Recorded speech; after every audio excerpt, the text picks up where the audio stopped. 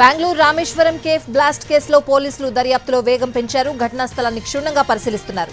Cafe ను తమ అధీనంలోకి తీసుకున్న బాంబ్ స్క్వాడ్ టీం కీలక ఆధారాలు సేకరించినట్లు తెలుస్తోంది.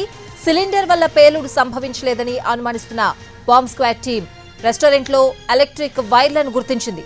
దీంతో ఈ పేలుడుకు అనుమానాస్పద వస్తువులే కారణమనే కోణంలో విచారణ జరుగుతోంది. మరోవైపు రామేశ్వరం కేఫ్ పేలుడు ఘటనలో ఎన్ఐఏ కూడా రంగంలోకి దిగే అవకాశం కనిపిస్తోంది.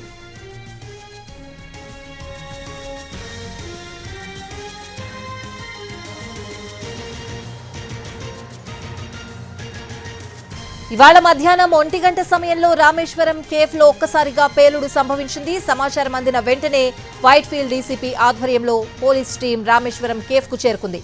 పేలుడులో గాయపడిన వారిని ఆసుపత్రికి తరలించి చికిత్స అందిస్తున్నారు.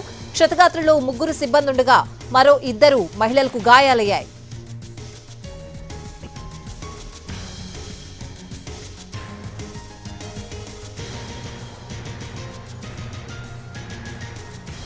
రామేశ్వరం కేఫ్ లో ప్రమాదానికి సిలిండర్ కారణమై ఉండొచ్చని పోలీసులు భావించారు. ప్రమాదం జరిగిన వెంటనే దట్టమైన పొగ అలుముకుందని స్థానికులు చెప్తున్నారు.